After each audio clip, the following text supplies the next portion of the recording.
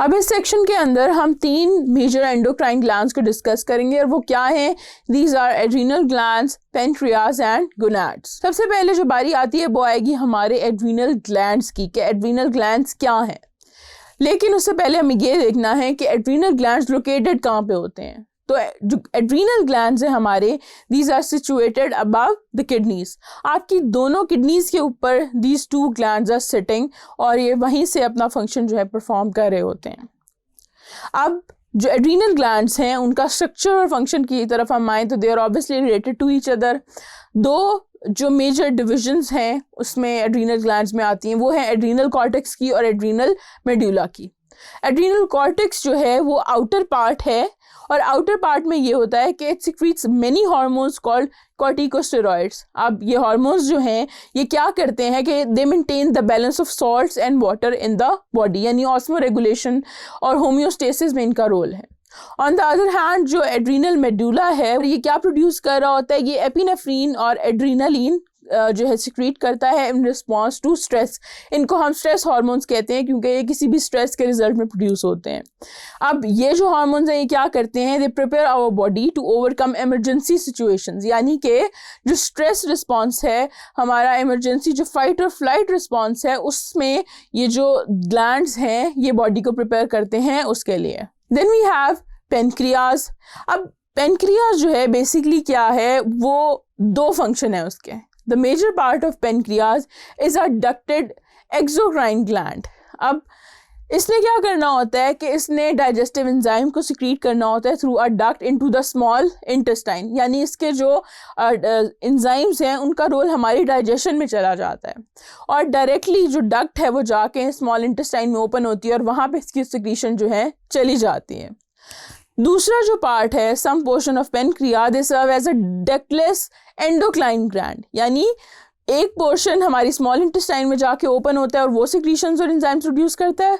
दूसरा is a ductless gland जो कि हमारे एंडोक्राइन सिस्टम का पार्ट है। अब ये वाला जो पार्ट है जो कि एंडोक्राइन सिस्टम में आता है, it is refer to as isles of Langerhans cells. अब ये जो सेल्स हैं ये क्या करते हैं? ये इंसुलिन और ग्लूकागॉन को सिक्रीट कर रहे होते हैं।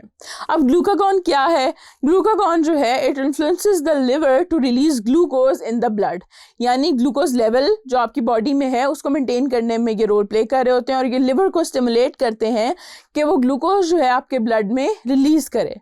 जो ब्लड ग्लूकोज कंसंट्रेशन है वो ग्लूकागॉन प्रोडक्शन के केस में बढ़ जाती है। On the other hand we have insulin, it influences the liver to take excess glucose from the blood, यानी कि वो जो एक्सेस ग्लूकोज है उसको एब्जॉर्ब करने की बात हो रही है और जो ब्लड ग्लूकोज कंसंट्रेशन है ओवरऑल वो फॉल हो जाती है। तो ये एंटागनिस्टिक है, ये एक दोनों के ऑपोजिट काम कर रहे होते हैं। एक जो है वो इंसुलिन जो है वो कम करता है शुगर लेवल को, जबकि ग्लूकागॉन जो है वो बढ़ाता है। अब डिसऑर्डर की बात की जाए कि अगर एक पेनक्रियाज में कुछ प्रॉब्लम आ गई और वो प्रॉपर काम नहीं कर पा रहे तो होता क्या है? तो वो नॉर्मल क्वांटिटी ऑफ इंसुलिन नहीं बना पाएंगे, जिसकी वजह से हमारी जो ब्लड ग्लूकोज है कंसंट्रेशन है वो राइज हो जाएगी और उस पेशेंट को हो जाएगी डायबिटीज़ मेलाइटिस।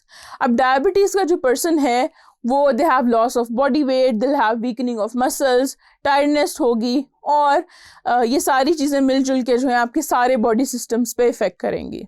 अब ये जो डिज़ीज़ है इसको हम कंट्रोल कर सकते हैं बाय इंसुलिन एडमिनिस्ट्रेशन, लेकिन ओवरऑल ये एक लाइफ लॉन्ग कंडीशन होती है। There is no cure, it can only be control with the help of insulin.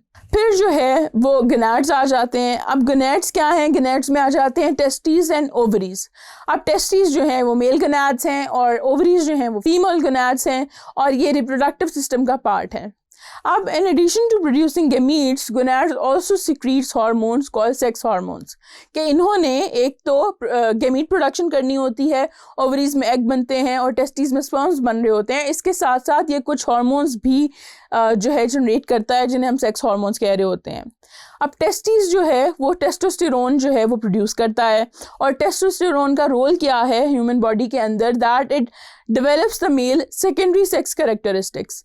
अब वो क्या होते हैं कि such as growth of hair on face, यानी जो फेशियल हेयर है, जो दाढ़ी होती है, वो एक सेकेंडरी सेक्स कैरेक्टर है एक मेल का और वो टेस्टोस्टेरोन की वजह से ही होता है। और उसके अलावा जो है कोर्सनेस ऑफ वॉइस, यानी कि एक ख़ास एज के बाद जो लड़के हैं उनकी आवाज़ भारी हो जाती है। वो जो आवाज़ में चेंज आती है वो भी एक सेकेंडरी करैक्टरिस्टिक है और वो भी टेस्टोस्टेरोन लेवल्स के इंक्रीज़ होने की वजह से ही होता है। On the other hand we have ovaries जो कि एस्ट्रोजन और प्रोजेस्टेरोन जो है प्रोड्यूस करती हैं, और इनका काम क्या है इन दोनों हार्मोन्स का कि they cause the development of female secondary characteristics such as development of breast in the female, के जो डेवलपमेंट होती है ब्रेस्ट की एज के साथ साथ एडोलेसेंस के बाद वो एस्ट्रोजन और प्रोजेस्टेरोन की वजह से हो रही होती है।